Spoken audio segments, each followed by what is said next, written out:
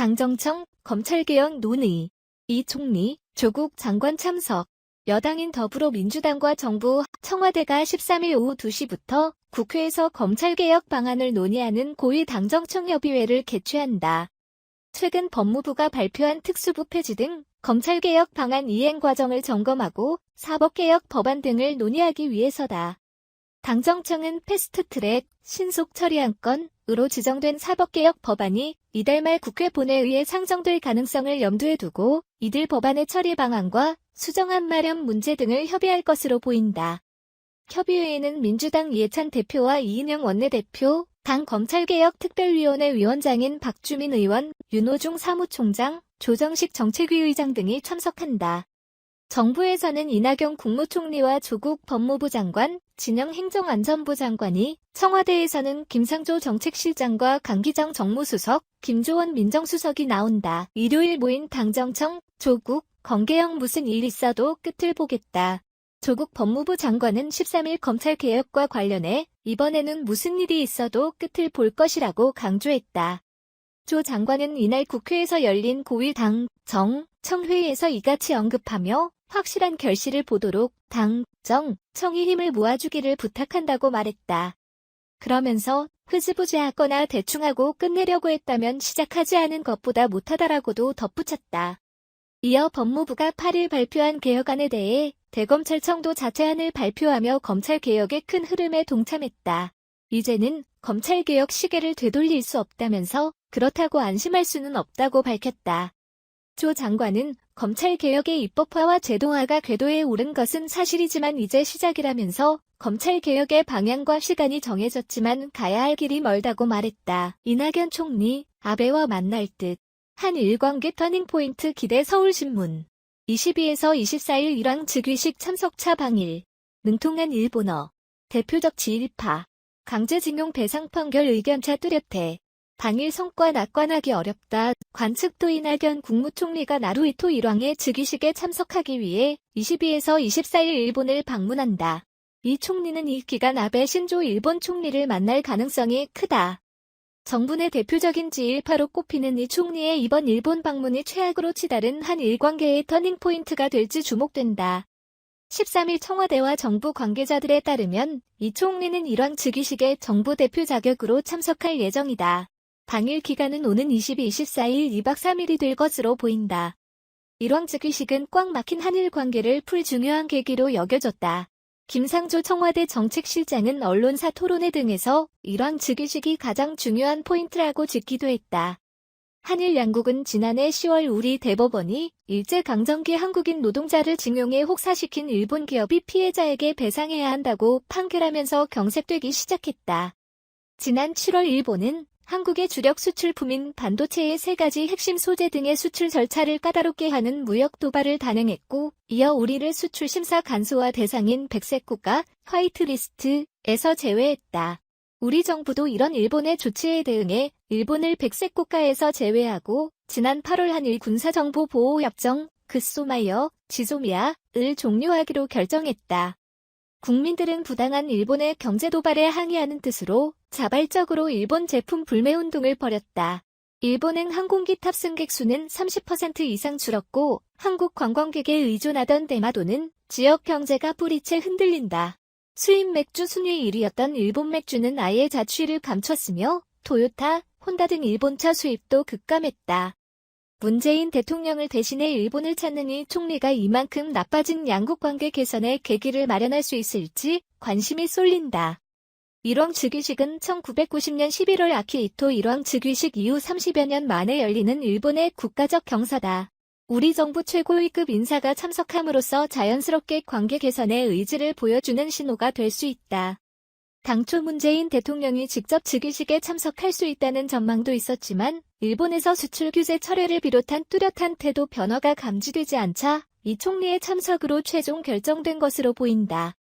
언론인 시절 도쿄 특파원으로 활동하고 국회 한일의원연맹 수석부회장을 맡았던 이 총리는 능통한 일본어를 활용해 그동안 일본 관료, 정계, 경제계 등 인정 네트워크와 수시로 접촉해왔다.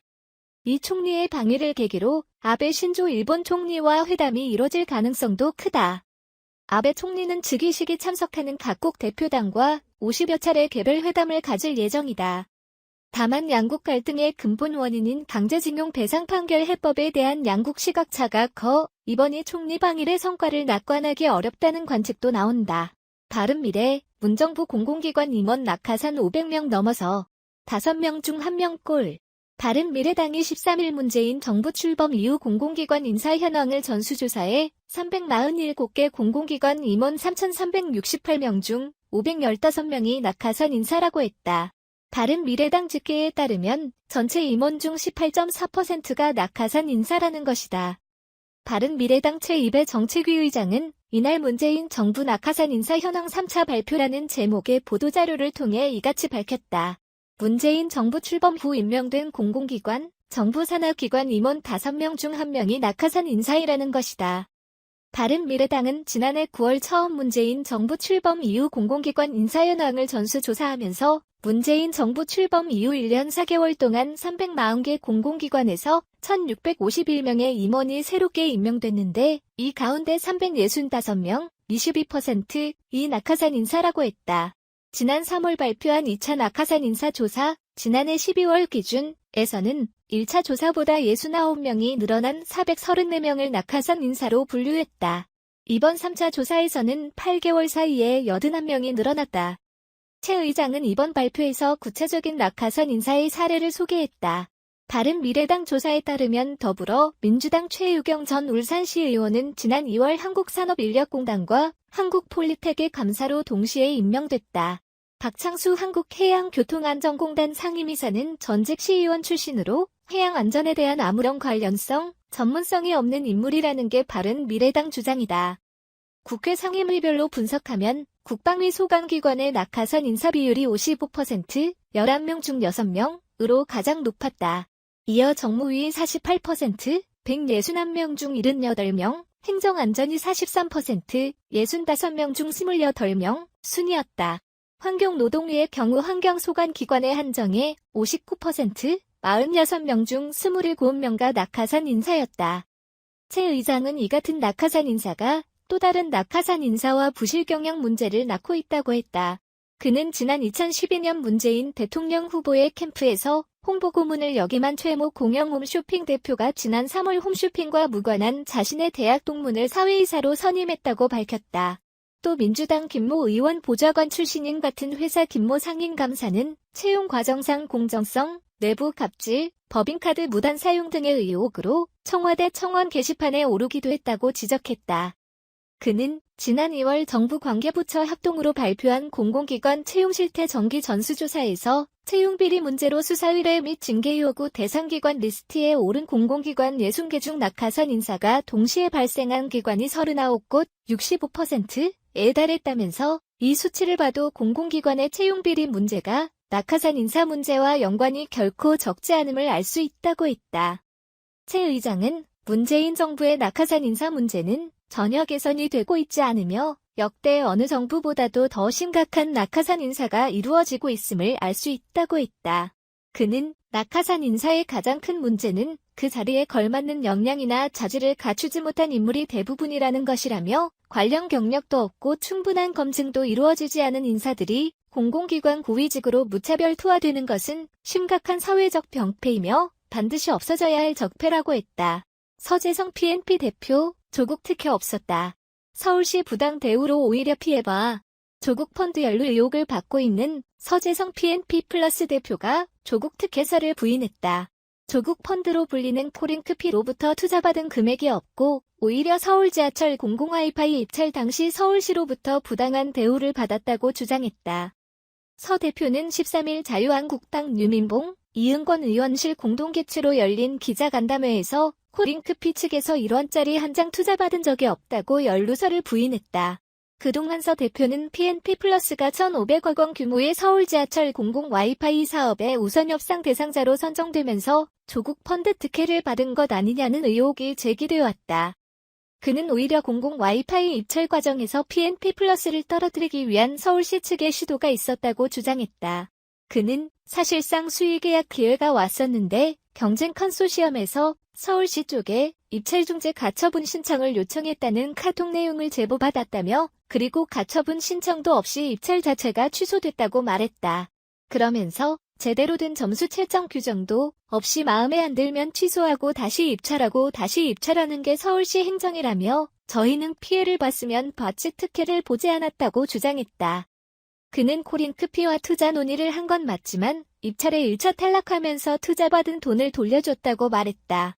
서 대표는 2016년 7월 조범동 씨와 이창권 씨를 소개받았고 조 씨가 익성이라는 회사 상장을 준비하고 있다는 얘기를 들었다며 초창기 지분 중 20% 해당하는 5천만 원을 익성에서 투자받았다고 말했다. 그러나 2016년 11월 입찰에서 탈락했고 코링크피가 익성 돈 5천만 원과 코링크 관계자 이상훈 씨의 명의로 된 2천만 원 주식을 합해 총 7천만 원을 빼달라고 요청해 돌려줬다고 서 대표는 말했다.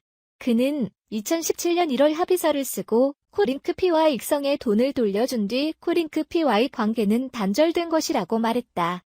이후 서울시 감사를 통해 다시 입찰할 기회가 생기자 조 씨가 다시 찾아왔다고 설명했다. 그는 50억에서 100억 원 수준의 돈을 코링크피로 넣어주면 블라인드 펀드를 만들어 상장사를 인수하겠다. 그 상장사의 유상증자를 통해 150억이든 200억이든 만들어서 PNP로 다시 넣어주겠다고 제안했다며 이 제안을 거부했다고 밝혔다. 또 코링크피가 투자한 웰스 CNT로부터 2017년 8월 25억 원의 투자와 계약서를 받은 데 대해서는 웰스 CNT 최태식 대표와는 20년 이상 알고 지내는 관계로 총 사업비 1,562억 원 중 1%가 조금 넘는 25억 원의 투자와 계약서를 받은 것뿐이라고 해명했다. 고1 당, 정, 청, 국회에서 검찰개혁 논의. 더불어민주당과 정부, 청와대가 잠시 후 국회에서 고2당, 정, 청 협의회를 열고 구체적인 검찰개혁 방안을 논의합니다. 최근 법무부가 내놓은 특수부 폐지 등 검찰개혁 이행 상황을 점검하고 입법 과정 없이 신속하게 추진할 수 있는 시행령 정비 등에 대한 의견을 나눌 예정입니다. 당, 정, 청 협의가 열리고 있는 국회로 가보겠습니다. 이낙연 국무총리. 검찰개혁이 지금 뜨거운 의제가 됐습니다. 이런 계기에도 검찰개혁을 이루지 못한다면 대한민국을 위해서도 검찰 자신을 위해서도 불행입니다. 법무부와 검찰이 특별수사부 축소와 검사 파견 최소화 등 몇 가지 제도 개혁에 합의한 것은 평가할 만합니다. 형사사건 공개 금지 규정과 인권보호 수사 규칙을 제정하고 검찰에 대한 법무부의 감찰을 실질화하려는 것도 진전이라고 생각합니다. 고위공직자 비리수사처 설치와 검찰, 경찰 수사권 조정은 국회의 결단을 기다리고 있습니다. 그러나 우리가 놓쳐서는 안 되는 과제가 있습니다.